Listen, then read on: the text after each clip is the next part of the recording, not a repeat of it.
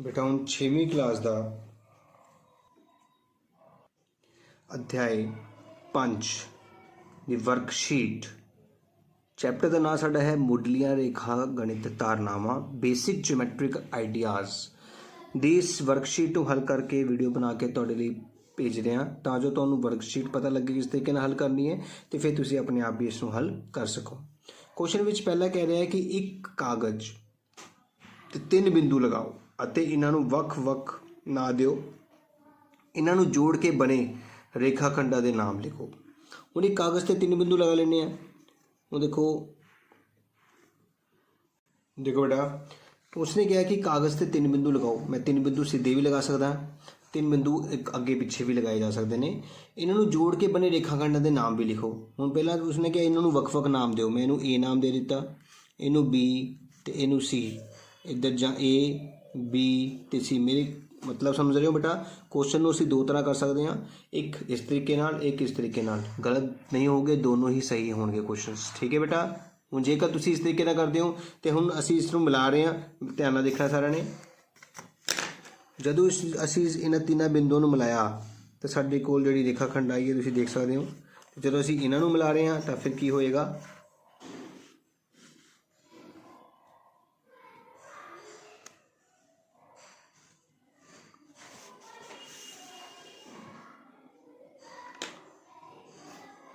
ਤੁਸੀਂ ਦੇਖ ਸਕਦੇ ਹੋ एक कागज़ से 3 बिंदु लगाने से ਜਾਂ इस तरीके ਨਾਲ लगा सकते हो ਜਾਂ इस तरीके ਨਾਲ लगा सकते हो। इन्हों ਵੱਖ-ਵੱਖ नाम भी दिते गए ने ABC। इन्हों जोड़ के बने रेखाखंड के नाम लिखो। देखो रेखाखंड का नाम सब तो पहला रेखाखंड आया साढ़े कोल A तो लैके B तक AB।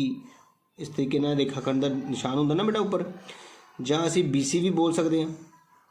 B तो लैके C तक भी एक रेखाखंड बन गया है तो ਜਾਂ A तो लैके C तक भी एक रेखाखंड बन गया। देखो 3 रेखाखंड बन गए ना, AB BC तो A तो लैके C तक। लेकिन इत्थे देखो इत्थे तुहाडे कोल 2 ही रेखाखंड बनणगे, एक ए बी ए तो बी, फिर इधर बी तो सी। तो जेकर तुसी इस सी नूं भी मिला दिंदे हो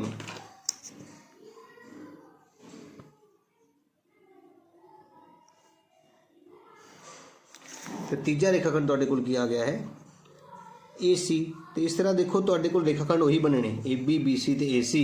चाहे तुसी सीधे लो तो चाहे वक्रे वक्रे पॉइंट लो तो तुहाडा आंसर आ गया है ए बी रेखाखंड, बी सी रेखाखंड तो ए सी रेखाखंड। हुण असीं दूजा सवाल करांगे, ध्यान नाल देखना है। जेकर 2 रेखावां ते एक साझा बिंदु होवे, जिद्दां देखो आ एक रेखा तो एक आ रेखा। हुण देखो एक साझा बिंदु आ गया ना, तो इन्हां रेखावां नूं असीं की बोलदे हैं? काटवीं रेखा। ठीक है बेटा? एक ही कहते हैं इंटरसैक्टिंग लाइन्स, इंटरसैक्टिंग लाइन्स। क्लियर? अगला क्वेश्चन देखो, 2 रेखावां एक तो ज़्यादा बिंदुओं ते कट सकदियां ने। बेटा 2 रेखावां एक तो ज़्यादा बिंदुओं ते नहीं कट सकदियां, इस करके गलत कह रहा है, रॉन्ग फॉल्स। अगला देखो, 2 तो ज़्यादा रेखावां एक बिंदुओं ते कट सकदियां ने। बिल्कुल बेटा देखो 1 2 3 4 कितनियां जिन्नियां मर्जियां तो बिल्कुल सही। 2 तो ज़्यादा रेखावां एक बिंदु ते कट सकदियां ने, ट्रू। अगला देखो बेटा, दिते हुए चित्र विच कोणां दे नाम लिखो। हुण तुसीं साफ देख सकते हो कि इत्थे तुहाडे कोल लिखिया है ए, आ तुहाडे कोल है बी तो ए है तुहाडे कोल सी। हुण कोण दा नाम किद्दां लिखना है बेटा? देखो तुसीं याद रखना है कि तुहाडे कोल ए बी सी है ना। सब तो पहले तुसीं ए लिखना है तो ए लिख के बेटा बाकी 2 नाम जिहड़े बी ते सी ने वो अगे पिछे लिखने ने। मेरी गल नूं समझो, जिहड़ा कोण लिखना है वो विचकार रखना है। हुण तुसीं बी कोण लिखना है तो ए ते सी, ए बी सी। मेरी गल समझ आ रही है कि जिहड़ा कोण तुसीं लिखना चाहते हो, जे ए लिखना है तो बी ते सी दे विचकार ए रख देना है। जे बी कोण लिखना है तो ए दे सी दे विचकार बी लिखना है। तो जे सी कोण लिखना है तो हुण की लिखोगे? ए सी बी। बेटा याद रखो जिहड़े कोण नूं तुसीं दर्शाउणा चाहते हो वो कोण दा जिहड़ा नाम है वो विचकार रखना हुंदा है। तो बाकी 2 जे चाहे तुसीं सी इत्थे लिखो बी इत्थे लिखो, उहदे च कोई फर्क नहीं, पर जिहड़ा कोण दर्शा रहे हो वो कोण विचकार होना जरूरी है। तो इस तरह ये साडे कोल नेम ऑफ एंगल्स हो गए ने। 6वां सवाल देखो ध्यान नाल दिते चित्र विच उन्हां बिंदुओं के नाम लिखो जिहड़े give the name of the points त्रिभुज के अंदर। बेटा ध्यान नाल देखो, त्रिभुज के अंदर सानू जिहड़ा बिंदु है वो डी बिंदु लिखा गया है। ठीक है बेटा? तो त्रिभुज के अंदर स्थित डी बिंदु त्रिभुज के उपर ए बी ते सी, ए कॉमा बी कॉमा सी बिंदु या पॉइंट्स लिख सकते हो तुसीं। त्रिभुज के बाहर जी पॉइंट, जी बिंदु। तो इस तरह साडा देखो 6वें सवाल का आंसर भी बहुत ही सिंपल तरीके नाल कंप्लीट हो चुका है। हुण 7वां सवाल देखो, जेकर कोई वक्र रेखा अपने आप नूं ना कट्टे तो वह सधारण वक्र हुंदी है। बेटा किहड़ी हुंदी है? सधारण वक्र। If any curve does not intersect itself then the curve is called simple curve। चार भुजावां वाला बहुभुज, चतुर्भुज, क्वाड्रिलेटरल, ठीक है ना बेटा।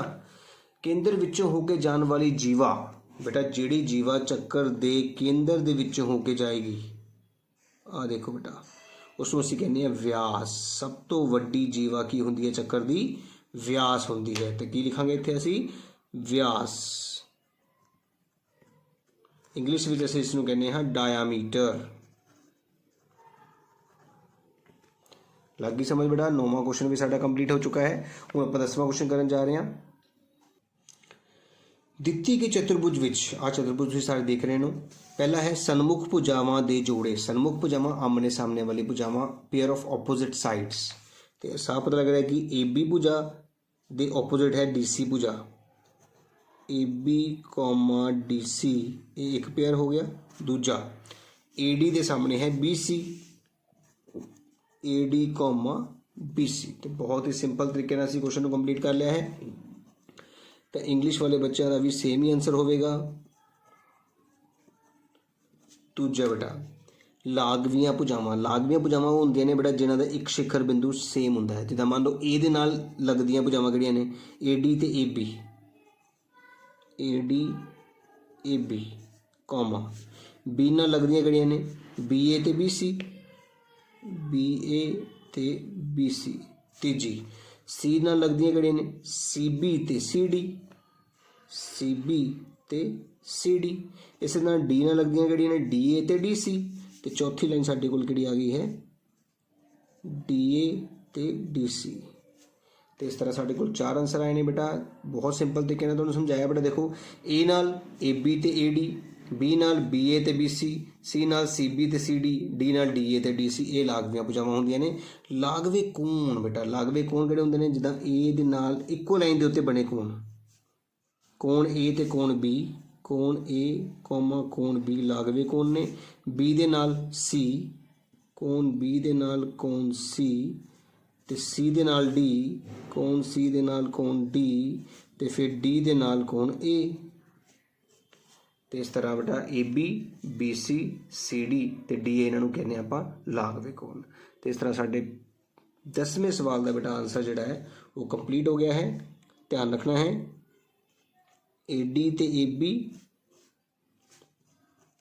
बी ए ते बी सी बी ते सी डी ते डी ए ते डी सी। ये साडे कोल इंग्लिश मीडियम वाले बच्चे लिखणगे। सेम इसी तरीके नाल ही कोण ए, कोण बी दे नाल कोण सी दे नाल कोण डी ते कोण डी दे नाल कोण ए। तो साडे पेयर ऑफ एडजेसेंट एंगल्स होणगे। ठीक है बेटा। हुण इस तो बाद साडा 11वां क्वेश्चन देखो, हेठां दित्तियां विचों खुली वक्र दसो। हुण खुली वक्र देखो, वक्र देखो आ है खुली वक्र। साफ पता लग रहा है कि सी जिहड़ी कोल साडे कोल है खुली वक्र है। 12वां सवाल देखो सारे, हेठा दित्ती चित्र विच 8 त्रिभुजा के नाम। बेटा ध्यान नाल देखना है, त्रिभुजा के नाम की गल हो रही है। सब तो पहला त्रिभुज देखो, सब तो छोटा त्रिभुज देख रहे हो पहला ए ई बी नाम तुहानूं दिख रहे हैं सारिਆਂ ਨੂੰ, ए ई ते बी। इस तो बाद साडे कोल त्रिभुज आ रहा है बेटा जी आह वाला देख रहे हो तुसीं ए ई डी। तीजे नंबर पर बेटा ध्यान नाल देखना, साडे कोल त्रिभुज आ रहा है डी ई सी। चौथे नंबर पर ध्यान नाल देखो, साडे कोल किहड़ा त्रिभुज आ रहा है बी ई ते सी। ਤੇ ਇਸ ਤਰ੍ਹਾਂ ਸਾਡੇ 4 ਤ੍ਰਿਭੁਜ ਹੋ ਗਏ ਨੇ। ਹੁਣ ਅਸੀਂ ਕਿੱਦਾਂ ਬਣਾਵਾਂਗੇ, ਧਿਆਨ ਨਾਲ ਦੇਖੋ। ਆ BD ਲਾਈਨ ਦੇਖ ਰਹੇ ਹੋ, ਆਹ ਵਾਲੀ ਲਾਈਨ BD, ਇਸ BD ਲਾਈਨ ਤੋਂ ਖੱਬੇ ਤੇ ਸੱਜੇ ਪਾਸੇ 2 ਤ੍ਰਿਭੁਜ ਬਣਦੇ ਨੇ, ਕਿਹੜੇ? BDA ਤੇ BDC। ਤੇ ਇਸ ਤਰ੍ਹਾਂ BD ਲਾਈਨ ਤੋਂ ਖੱਬੇ ਤੇ ਸੱਜੇ ਪਾਸੇ 2 ਤ੍ਰਿਭੁਜ ਬਣੇ। ਇਸੇ ਤਰ੍ਹਾਂ ਬੇਟਾ ਵਿਕਰਨ, ਦੂਜਾ ਵਿਕਰਨ ਲੈਂਦੇ ਆ। ਪਹਿਲਾ ਵਿਕਰਨ BDC, ਦੂਜਾ ਵਿਕਰਨ ਹੈ AC। ਹੁਣ AC ਲਾਈਨ ਤੋਂ ਵੀ ਦੇਖੋ ਧਿਆਨ ਨਾਲ, ਆ ਜਿਹੜੀ AC ਲਾਈਨ ਹੈ, ਇਸ AC ਲਾਈਨ ਦੇ ਸੱਜੇ ਤੇ ਖੱਬੇ ਪਾਸੇ ACB ਤੇ ACD, ਤ੍ਰਿਭੁਜ ACB ਤੇ ਤ੍ਰਿਭੁਜ ACD। ਇਸ ਤਰ੍ਹਾਂ ਬੇਟਾ ਸਾਡੇ ਕੋਲ ਜਿਹੜੇ 8 ਤ੍ਰਿਭੁਜ ਸੀਗੇ ਉਹਨਾਂ ਦੇ ਅਸੀਂ ਨਾਮ ਬਹੁਤ ਹੀ ਸੌਖੇ ਢੰਗ ਨਾਲ ਲਿਖੇ ਨੇ ਤੇ ਤੁਹਾਨੂੰ ਭੁੱਲਣਗੇ ਵੀ ਨਹੀਂ ਕਦੇ। ਹੁਣ ਅਸੀਂ 13ਵਾਂ ਸਵਾਲ ਕਰਾਂਗੇ। ਕਹਿੰਦਾ ਹੈ ਚੱਕਰ ਤੇ ਸਥਿਤ ਕੋਈ 2 ਬਿੰਦੂ। ਦੇਖੋ ਆਹ ਚੱਕਰ ਬਣ ਗਿਆ, ਇਸ ਤੇ ਸਥਿਤ ਕੋਈ ਵੀ 2 ਬਿੰਦੂ ਲੈ ਲਓ ਤੇ ਉਹਨਾਂ ਨੂੰ ਮਿਲਾ ਲਓ। ਕੋਈ ਵੀ 2 ਬਿੰਦੂ ਮਿਲਾਈਏ ਤਾਂ ਕੀ ਬਣਦਾ ਹੈ ਬੇਟਾ? ਸਾਡੇ ਕੋਲ ਬਣਦੀ ਹੈ ਜੀਵਾ, ਜਿਸ ਨੂੰ ਅਸੀਂ ਇੰਗਲਿਸ਼ ਵਿੱਚ ਕੀ ਕਹਿੰਦੇ ਆ? ਕੋਡ। ਠੀਕ ਹੈ ਨਾ ਬੇਟਾ? ਇਹ ਸਾਡਾ 13ਵੇਂ ਦਾ ਆਂਸਰ ਕੀ ਆਇਆ ਹੈ? ਜੀਵਾ ਜਾਂ ਕੋਡ, ਇੰਗਲਿਸ਼ ਵਾਲੇ ਬੱਚੇ ਲਿਖਣਗੇ। 14ਵਾਂ ਸਵਾਲ, ਚੱਕਰ ਦੇ ਅੰਦਰ ਸਥਿਤ ਉਹ ਬਿੰਦੂ। ਦੇਖੋ ਇੱਕ ਚੱਕਰ ਬਣਾਇਆ, ਉਸ ਦੇ ਅੰਦਰ ਸਥਿਤ ਇੱਕ ਇੱਦਾਂ ਦਾ ਬਿੰਦੂ ਜਿਹੜਾ ਚੱਕਰ ਤੇ ਸਥਿਤ ਬਾਕੀ ਸਾਰੇ ਬਿੰਦੂਆਂ ਤੋਂ ਸਮਾਨ ਦੂਰੀ ਤੇ ਹੁੰਦਾ ਹੈ। ਦੇਖੋ ਆ ਵੀ ਤੁਹਾਡੀ ਅਰਧਵਿਆਸ, ਇਹ ਵੀ ਅਰਧਵਿਆਸ, ਇਹ ਵੀ ਅਰਧਵਿਆਸ, ਇਹ ਵੀ ਅਰਧਵਿਆਸ। ਇਹਦਾ ਮਤਲਬ ਇਸ ਬਿੰਦੂ ਨੂੰ ਅਸੀਂ ਕੀ ਕਹਿੰਦੇ ਹਾਂ? ਚੱਕਰ ਦਾ ਕੇਂਦਰ, ਚੱਕਰ ਦਾ ਕੇਂਦਰ ਬਿੰਦੂ। ਠੀਕ ਹੈ ਨਾ? ਇੰਗਲਿਸ਼ ਵਾਲੇ ਕੀ ਕਹਿਣਾ ਸੀ? ਸੈਂਟਰ। ਤੇ ਇਸ ਤਰ੍ਹਾਂ ਸਾਡਾ 14ਵਾਂ ਸਵਾਲ ਵੀ ਕੰਪਲੀਟ ਹੋ ਗਿਆ ਹੈ। ਹੁਣ 15ਵੇਂ ਸਵਾਲ ਦੇ ਵਿੱਚ ਸਾਨੂੰ ਕਹਿ ਰਿਹਾ ਕਿ ਇੱਕ ਤ੍ਰਿਭੁਜ ਬਣਾਓ। ABC ਤ੍ਰਿਭੁਜ ਬਣਾਉਣਾ ਸੀਗਾ, ਅਸੀਂ ਇੱਕ ABC ਤ੍ਰਿਭੁਜ ਬਣਾ ਲੈਂਦੇ ਹਾਂ। ਇੱਕ ਤ੍ਰਿਭੁਜ ABC ਬਣਾਓ, ਉਸਦੇ ਅੰਦਰੂਨੀ ਭਾਗ ਵਿੱਚ ਇੱਕ ਬਿੰਦੂ D ਲਓ। ਦੇਖੋ ਮੈਂ ਅੰਦਰੂਨੀ ਭਾਗ ਦੇ ਵਿੱਚ ਇੱਕ ਬਿੰਦੂ D ਲੈ ਲਿਆ ਹੈ। Join D with the points ABC। D ਨੂੰ ਬਿੰਦੂਆਂ ABC ਨਾਲ ਮਿਲਾ ਲਿਆ ਗਿਆ ਹੈ। ਦੱਸੋ ਤ੍ਰਿਭੁਜ ਕਿੰਨੇ ਭਾਗਾਂ ਵਿੱਚ ਵੰਡਿਆ ਗਿਆ? 3 ਭਾਗਾਂ ਦੇ ਵਿੱਚ, ਤੇ ਇਹਨਾਂ ਦੇ ਨਾਮ ਵੀ ਲਿਖੋ। ਇਸ ਤਰ੍ਹਾਂ ਦੇਖੋ ਤ੍ਰਿਭੁਜ 3 ਭਾਗਾਂ ਵਿੱਚ ਵੰਡਿਆ ਗਿਆ, ਜਿਹਨਾਂ ਦੇ ਨਾਮ ਦੇਖੋ ADC ਆਵਲਾ ਤ੍ਰਿਭੁਜ, ADB ਇੱਕ ਆਹ ਤ੍ਰਿਭੁਜ, ਇੱਕ BDC ਇੱਕ ਆਹ ਤ੍ਰਿਭੁਜ। ਟ੍ਰਾਇੰਗਲ ਡਿਵਾਈਡ ਇਨਟੂ 3 ਪਾਰਟਸ, ਦਾ ਨੇਮ ਆਫ ਪਾਰਟਸ ਲਿਖ ਲਏ ਗਏ ਨੇ। ਇਸ ਤਰ੍ਹਾਂ ਬੇਟਾ ਸਾਡਾ ਜਿਹੜੀ ਅਧਿਆਏ 5 ਉਹ ਵੀ ਕੰਪਲੀਟ ਹੋ ਗਿਆ ਹੈ 6ਵੀਂ ਕਲਾਸ ਦਾ। ਉਮੀਦ ਕਰਾਂਗਾ ਕਿ ਤੁਹਾਨੂੰ ਵਧੀਆ ਤਰੀਕੇ ਨਾਲ ਸਮਝ ਆਇਆ ਹੋਵੇਗਾ। ਜੇਕਰ ਮੇਰੀ ਵੀਡੀਓ ਵਧੀਆ ਲੱਗੀ ਹੋਵੇ, ਤੁਹਾਨੂੰ ਸਮਝ ਆ ਰਿਹਾ ਤਾਂ ਜ਼ਰੂਰ ਉਸਨੂੰ ਲਾਈਕ ਕਰਿਆ ਕਰੋ, ਜ਼ਰੂਰ ਕਮੈਂਟ ਕਰਿਆ ਕਰੋ ਤੇ ਮੇਰੇ ਚੈਨਲ ਨੂੰ ਸਬਸਕ੍ਰਾਈਬ ਕਰਨਾ ਨਾ ਭੁੱਲਿਓ।